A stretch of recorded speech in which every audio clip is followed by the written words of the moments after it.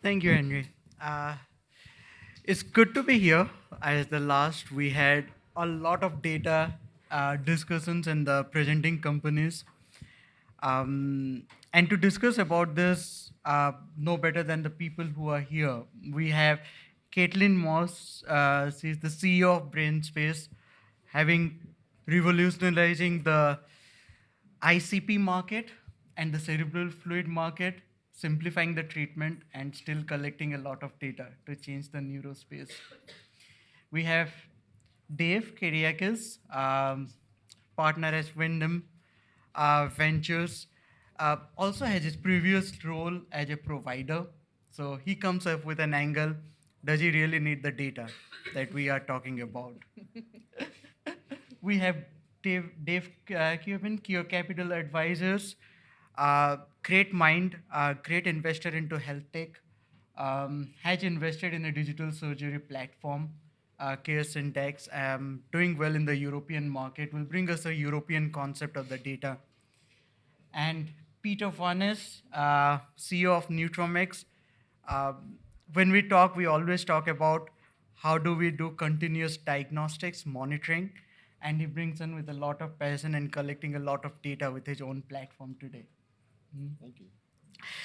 So before we go in there, I just did a small scan about the presenting companies that presented this year, and the mountain of data that we are collecting as an innovators within this LSI conference, uh, the it's every device today collects some form of data. So so the first topic that Caitlin, when we were discussing earlier, brought in is what the adoption of data looks like. We have such mountain of data. What will make this data feel adaptable, being used by all the stakeholders in the healthcare system? Yeah, I think it's a really interesting question that has evolved over the last 10 years, right? Because we saw this, okay, we can produce data. We can get a continuous stream of data. And even a lot of health systems early on would say, well, we're going to build a data lake. We don't know what we're going to do with the data yet, but we want to make sure we own it. We want to make sure we have a copy of it. And so we're going to put it over there. And at some point, their AWS bills started getting large enough that they started going, hey, hold on, maybe this isn't the right way to approach it. And I think if we can really actually look back towards the Industrial Revolution, if you want to look at the mining of raw materials versus the finished goods that come from those raw materials, right? And so as an industry, we really started in saying, hey, we have steel. And now what we really need to say is, what are the machined parts that are needed and what are they going to build, right? And so when we look at data, the question is not just can we produce data, but what value are we going to create from that data? And so I think the medtech industry really has an important role in that process. So if you think about even the evolution, all of us are become a lot more familiar with large language models and what that's looked like. 10 years ago, people were saying we can use natural language processing on nursing notes and we can try and figure out what's going on. And anyone who's studied languages knows that's nearly not so easy to do. There isn't the syntax that exists in other languages. And we had this concept of devices, then humans are recording that data, and then another device is trying to read it, and then software is trying to decipher it. And really, we're moving into this now newer era in medtech where we're able to say, this device can build the data, put it in a structure, make meaning of it, and communicate with other devices. And humans can spend that time face-to-face with humans. And I think a perfect example of that with what Peter's working on with Nutromics is to say, rather than somebody placing an order and sending it to a lab and it coming back and maybe this, maybe that, right, is to really say, how do we take what is a continuous stream and remove from that the pieces that are most relevant? Peter, good segue to you. How do you think about your data is gonna get adapted? Yeah, I mean, data for data's sake is useless. It's a backward step. So we have to be very considered if we're going to go to the trouble of building a device that's going to generate data. It has to change an action that a clinician is going to take that's going to improve an outcome, because that's what we're all about: improved outcomes. If we're not very crystal clear on that, why do it? It doesn't make sense. So we have a technology, it's a medical wearable, and we can measure any diagnostic target continuously and in real time. So that gives us lots of options. And we have to get really good at thinking through, well, what's number one, what's number two, what's number three? And so what are the criteria upon which we make those decisions? And the data is how we make that. And we think about what don't the clinicians have now? What gap do we fill with this data? How does it impact their decision making? And how does that improve an outcome? And that needs to go, we have to think through that for all the applications. Otherwise, you have data for data's sake, which helps no one. So it's a very considered process from the start. This is right at the start. Before we ever build anything, we think through that process, and then we go and produce the evidence that says, well, let's validate and quantify those outcomes with that data. So that's the hierarchy of how we think through this, and we apply that to lots and lots of different problems we think we can solve with this tech. Amazing. But we saw the passion of two innovators out here. So I will ask both Dave, you, and Dave, to you too, to put on the caps of an investor and think about what actually makes sense. When do you think about investing in a data-driven medtech platform? Do you want to? Yeah, I think that's the benefit of having two Daves, is I can defer. Right next to each other. So I have been investing in healthcare for 13, 14 years, mostly in devices to start my career, and saw the rise of a need to digitize healthcare. Knew I had to get smarter in it and appreciate what all the acronyms mean, because they get very defensive and challenged and very defensive. Yeah. So I moved to Providence Ventures, where I helped manage the health systems venture investment arm, as well as the digital innovation group, which was 150 software engineers, software developers, data scientists, all employed by Providence, the third largest nonprofit health system, to get a better sense of how software really influences and can be used in healthcare. It was ran by a gentleman who launched Kindle for Amazon, and a former Amazon executive, and then half of the management team or C-suite at Providence is former big tech. So a very novel strategy and practice when the CEO of Providence started pulling all of this together in the city of disruption in Seattle. And it was novel to bring a device investor to sit next to and with the digital innovation group. And it really shows just how siloed things are and how fragmented health systems are with devices, with data, with software. And when you start talking about that convergence that's happening and needs to happen with smarter and more intelligent devices that communicate, can help inform clinical pathways, help lower cost, drive greater outcomes, help qualify the patient, and make these very challenging clinical decisions, devices are incredibly well positioned to be able to enable that and do that. But it's challenged by having to sell through supply chain and through the administrative leadership, through the leadership of the OR, on top of a clinician that it just wants that device and to be able to use it. And so one of the biggest challenges that you have is the user is often different than the purchaser, and your ROI and the value prop has to adjust based on who you're talking to. And so again, data for data's sake, and being able to just pull something out of a procedure doesn't always mean something. So I was thinking of, it took me back to business school, where a large burger chain spent $1 billion, and this was a long time ago, in a software platform that, you're like, well, we're talking about healthcare, why burger chain? But that knew and could tell, centralize the exact temperature of every stove, every grill that they had around the world, into one central location, their headquarters, to make sure that all of the grills were at the exact temperature. It meant nothing. Like they did it, they built it, all of the temperatures were there, quality was the exact same, standardization and 2 degrees, 3 degrees made no difference whatsoever. And they immediately scrap the entire system. So, and then when you look at, there's plenty of other these case studies where you're trying to find something valuable in the data.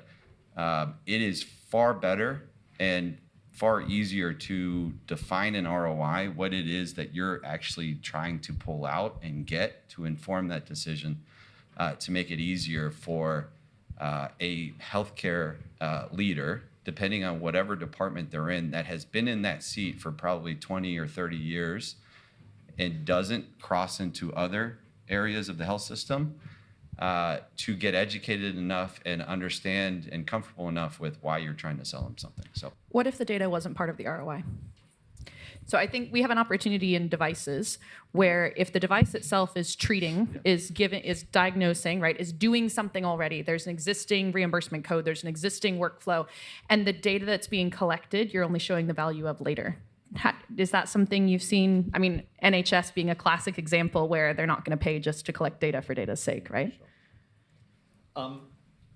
Maybe it'd help to take a bit of a step back, first of all. So, we all agree that there's a wealth of data out there. We need to figure out what the outcomes and effects of the analysis are. We invest into health tech. We're a family office-backed investment firm, and we focus quite a lot on surgery.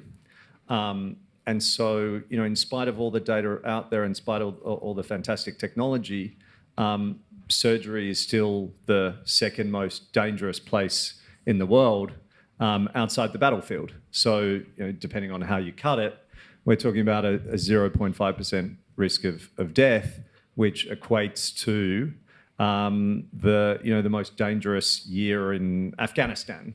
It's 16,000 times more dangerous to go into surgery than to catch a plane. So the risk of complications is up to 15%. A lot of this can be fixed with data. The problem is partly who's collecting the data and to what aim or to what effect. We believe in the power of the platform, not the burger chain platform necessarily, but we believe in the power of the platform to, not to take data from surgeons and tell them you need to do this or you need to do that, which can be self-serving at times. But we believe in empowering hospitals and empowering clinicians to make decisions in their best interests and in the best interests of their patients. That's completely right. What we heard over here, we also did a small discussion with a lot of surgery departments across the US, and the clinicians always told us data is the tech is not the barrier, the trust is the barrier, right? So what we all talked about is insights and evidence, and to David's earlier point of ROI, and what Caitlin also raised, what if there is no ROI? And that brings us to the next topic of thinking about how should we monetize this? Who is gonna pay for it? So we have a mountain of data, we generated insights, and there is a very useful case around it. We were inside ICU. There was a device that will give us alarms to the nurses. Too many alarms led to nurse fatigue.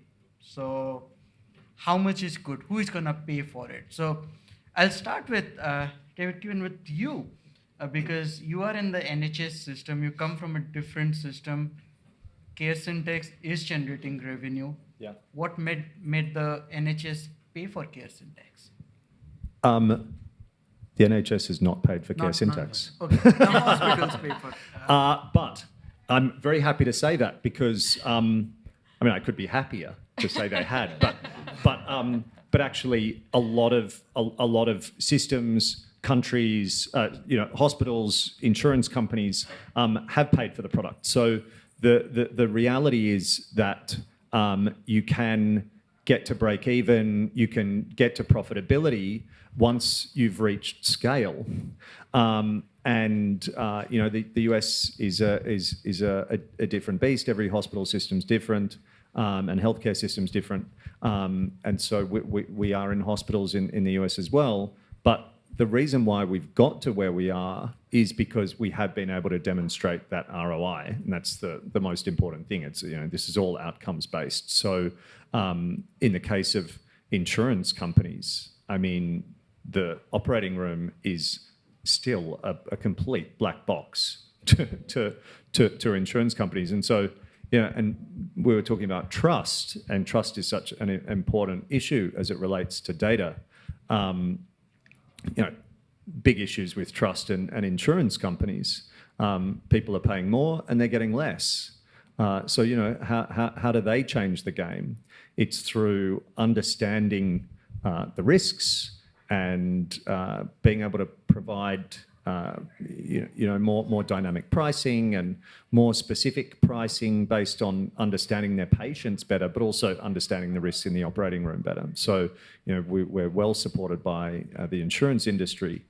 And in the case of hospitals, of course, hospital margins are under a lot of pressure globally.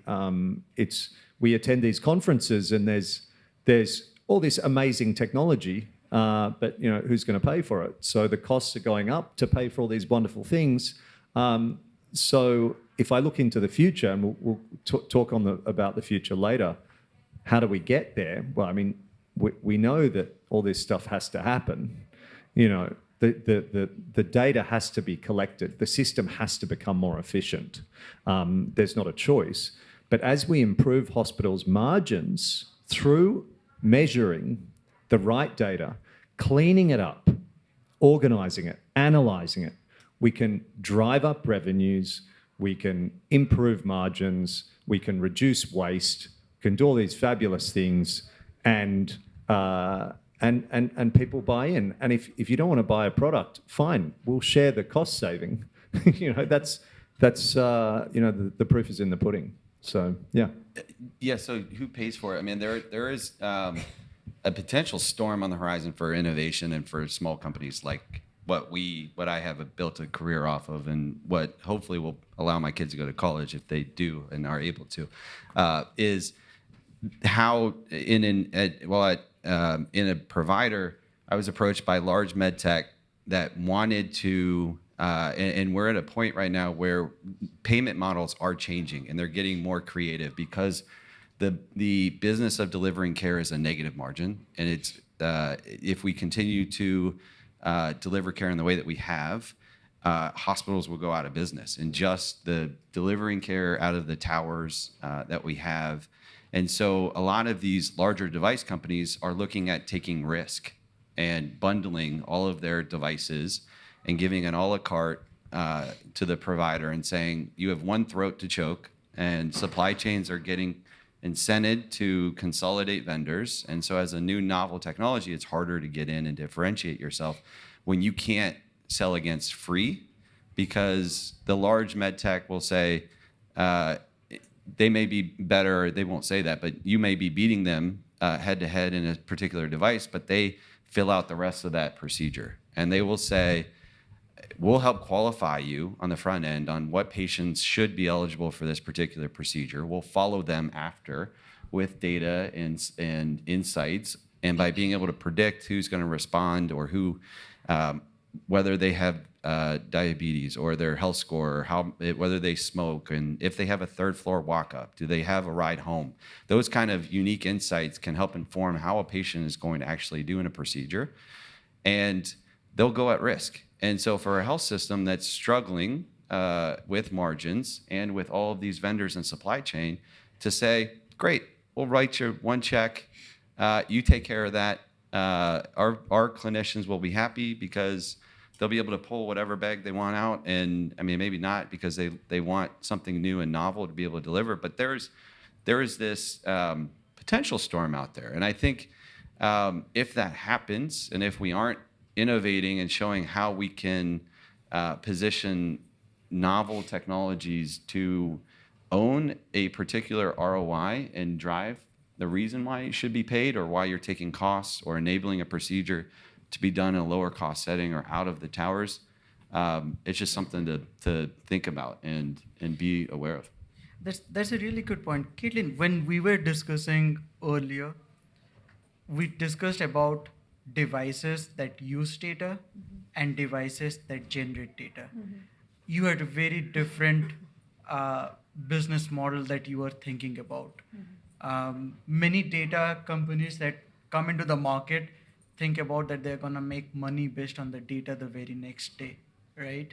Talk to us a bit about BrainSpace and what are you thinking about doing with data and your launch sequence? Yeah, so I think David does bring up a really important point. And if you're a startup founder who doesn't know how big companies sell into hospital systems, find someone who will tell you the stories. Because knowing that that's an approach they take, knowing that they'll often go, yeah, we'll give you a certain, the capital equipment for free if you do a certain number of disposables, or knowing some of the ways that they go about these tactics, you need to be able to play at that level. And so that often means having, for example, positive unit economics pretty early on, so that if you're giving away material or you're providing a 90-day study or you're doing whatever, that's not digging you too far in the hole. You need to be able to make a clear value prop that's not just head-to-head against those guys. So it is really important, if you aren't already familiar, to understand who's in your space and the kind of games they will play to maintain the position they're in. I think one of the things that's really been important from our perspective is I've seen a lot of places, if you are in a major city, you have access to the best clinicians and the most academic centers and the cutting edge technology. If you're not, and I've spent time in very resource constrained environments, and some of those are right here in California. If you're in an environment where that's not available, you're often not getting the cutting edge technology. And it goes beyond that. There's been a lot of data around women being excluded from clinical trials or different ethnicities not being included, but there is also a divide between academic centers and the rest of the country. And so one of the things I think there's really an opportunity to do if we're going to digitize this is to actually drive clinical studies happening in places that do not have the resources to do it if they had to do it all manually. We're able to have research being performed that there is just no clinical ROI for. So I think getting creative about what is that data producing is part of it. In our particular case, BrainSpace is a device that both generates data and uses that data in therapy and diagnostics. So we're not just collecting data and we're not just monitoring, we're also responding in a closed loop fashion.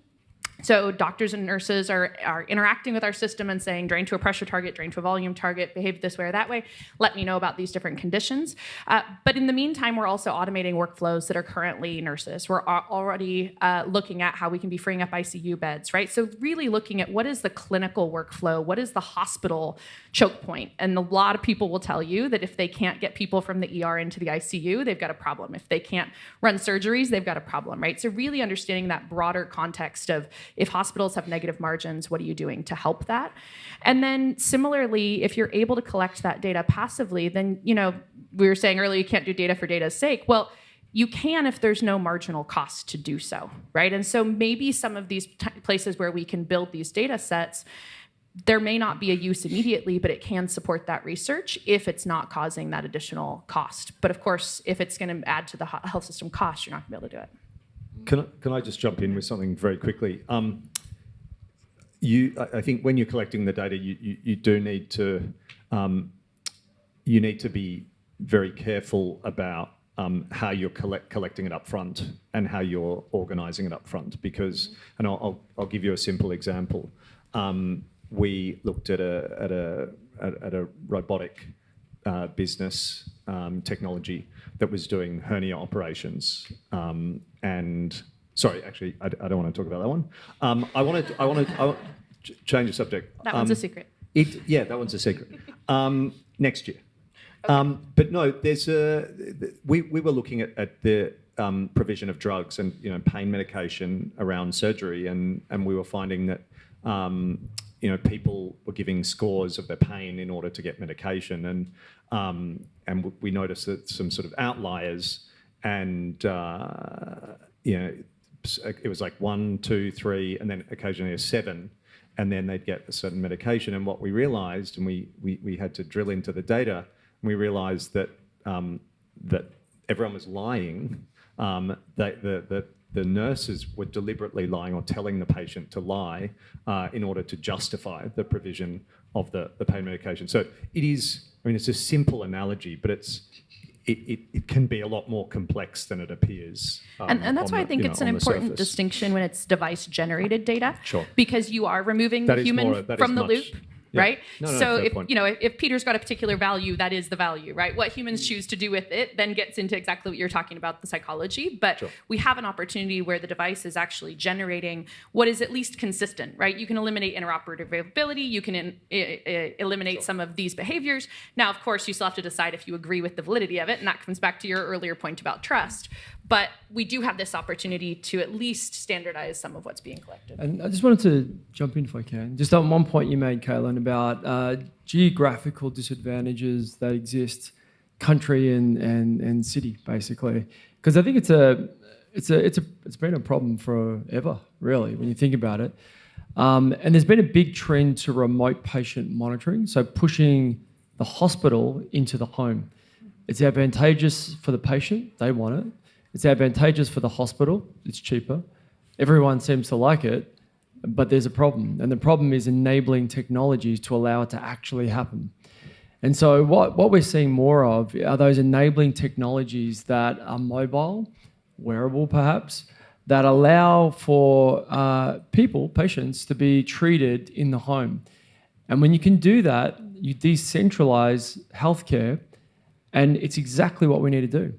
Because expecting people that live 5 hours away to come in every day into the hospital to get a blood draw, to get a lab diagnostic done, it doesn't work. It doesn't work very well, and it's disadvantageous for them. And there's better ways that we can treat those patients. And in some cases, it's going to be actually at home, but in some cases, it might be the local clinic or the local community hospital, right?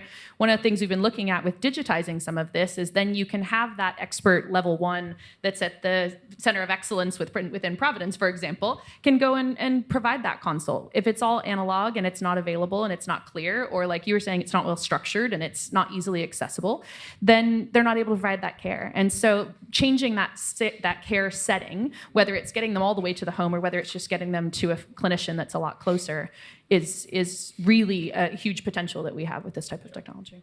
It's a good point because we do not have to go far. If you go to Shutter Health today, last year they appointed someone as a chief medical officer for hospital at home program. So the providers are also thinking about pushing those systems. And we discussed about monetization a lot about from a hospital perspective. Peter, your device could bring those systems to home too, could bring to alternate care settings too. So how do people think about monetizing those data? Because it's a continuum of care. It's not care only at the hospital. Yeah. Let me give you an example. So, say kidney transplant patients. They need immunosuppressants. They've got to be monitored for creatinine, the kidney function biomarker. And they need to do that regularly, and they need to do that for a long time. Now, if you're not close to a hospital, a lot of those patients literally move. So imagine you've gone through a traumatic period in your life. You just had an organ transplant, and now you're going to move. And you're going to move for quite a while, and you're going to be close to a hospital. With the device that we have, the wearable, Bluetooth connects to the cloud. You can go anywhere in the world. So you can have their doctor sitting in anywhere in the world, and in real time, they will see their level of immunosuppressant because they need to get that within a certain therapeutic range individualized for that patient. They will see their creatinine levels in real time. They won't need to get off the couch to go into the hospital or a clinic to get a blood draw because we're monitoring them continuously and in real time. And you can apply that. Imagine, you can start to think now, what are all the applications that you can apply that to? Another one is therapeutic drug monitoring of antibiotics, like vancomycin. That's a big problem. Very narrow therapeutic window, high toxicity, and it's a bit of a guessing game, the way that it's dosed. So the first 2 days, there is no monitoring, and then they take one blood draw at a trough, And they use that to try and predict what the next dose should be. The outcomes are very poor. A lot of people get toxic doses. A lot of people die from acute kidney injury. It's renally cleared. A lot of people get subtherapeutic quantities of vancomycin, and what it's used to treat things like sepsis, MRSA. These are life-threatening conditions. So imagine, half the doses not hitting the therapeutic range because they get limited data and they get it delayed. It's always in the review mirror. You take the blood draw, send it to a lab, and then hours later, at best, you get a result. Now, where is the patient when you get that result? No idea. You got one data point. Is it trending up, down, flat? You have no idea. So what do you need to do? Take another blood draw, and the whole process starts again.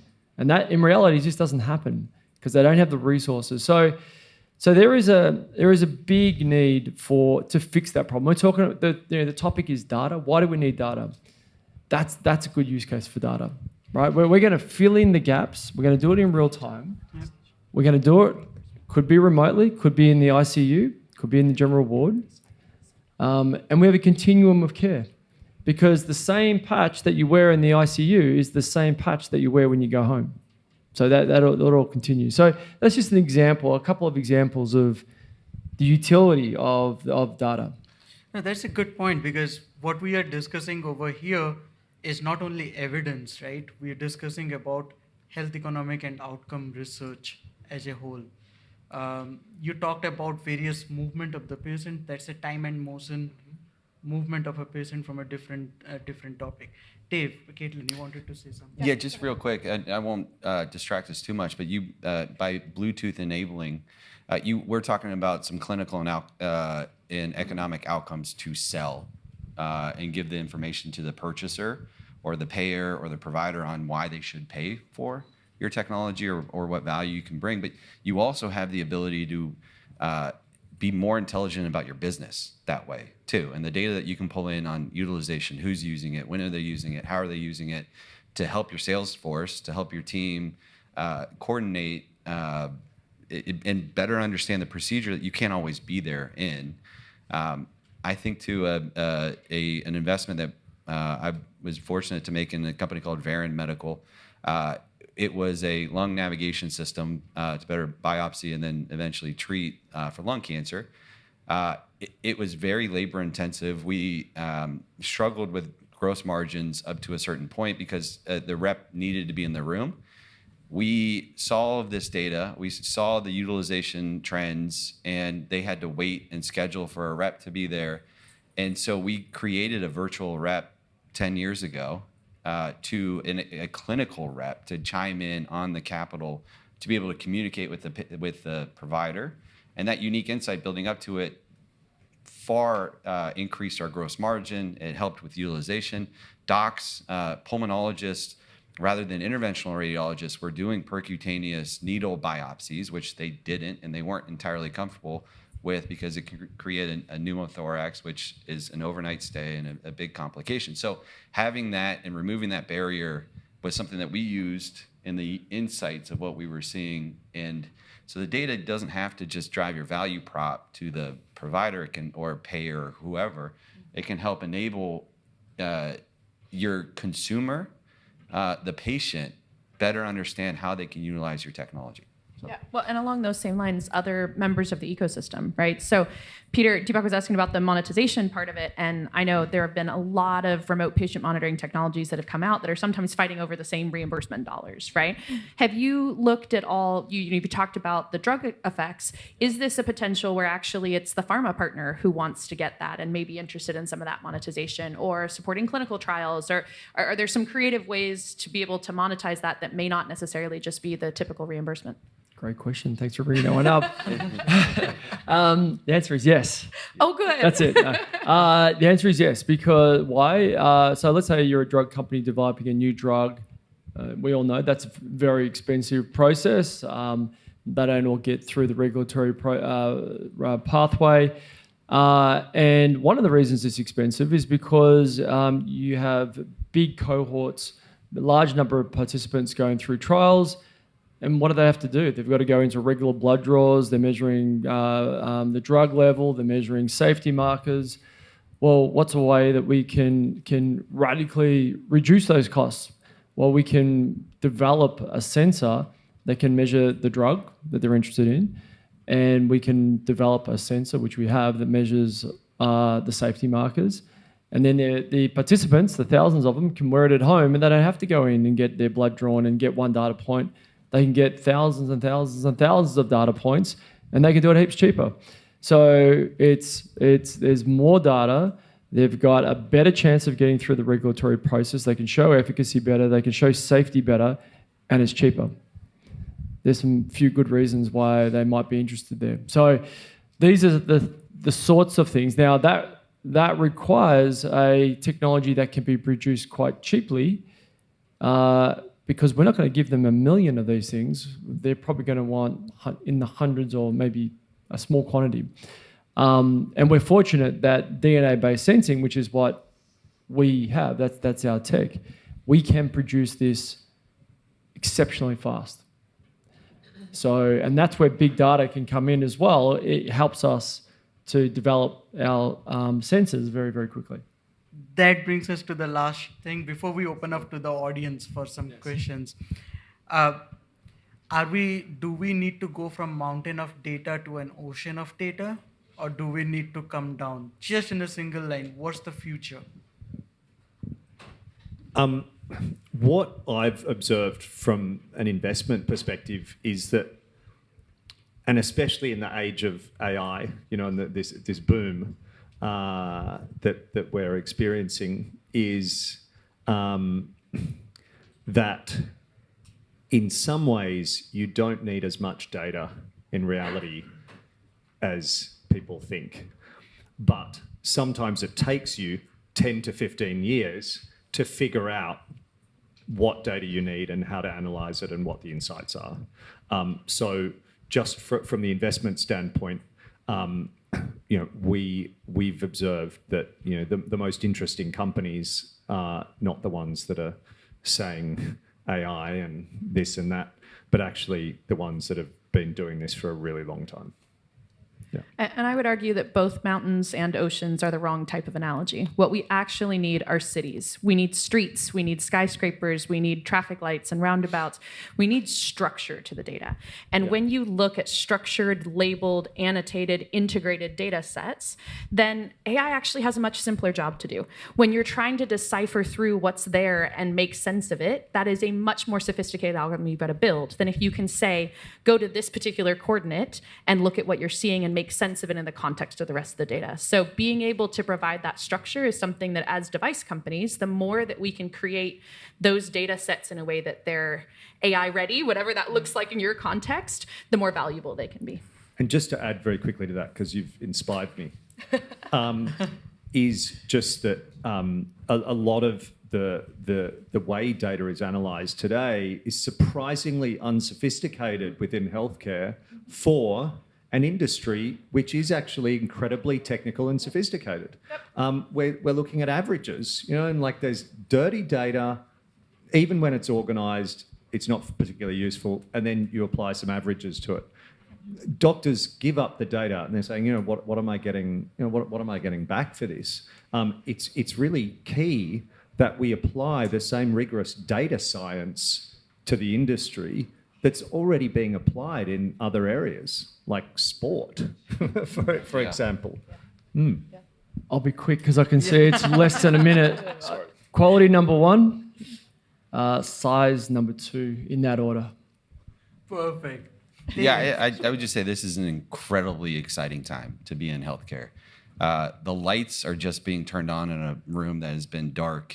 You referenced the disparity in outcomes and the lack of data that we have. If you just look at 18% of participants in cardiovascular studies are women. Women make up only 18%. We know how old white men respond to disease, and it wasn't until recently we started to figure out a third of women present with different symptoms when having a heart attack. And they're twice as likely to be diagnosed with a behavioral health disorder when they're actually having a heart attack. So this unique insight that we're finally starting to get is the lights are turning on, and it's exciting. Just within the last 10 years, I think it was 2016, McKinsey did a study, the digitization of industries.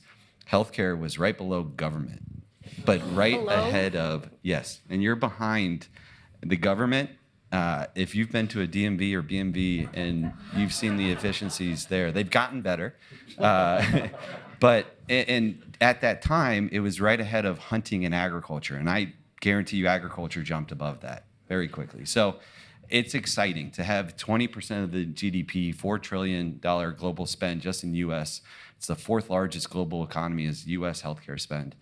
To finally start seeing this light in a room and shining light in this is exciting. Sorry, I went over. No, it's perfect to end this. When we were working with a mental health organization, mental health digital app, the CEO told me, right, he said, if I can have a pricing study for my Medicaid population, I can make it available for all the payers. So it's not the data, it's what you do with it. But just anyone in the audience, any question for the team? Go ahead. Hi, my name's Jessica. I'm in ophthalmology.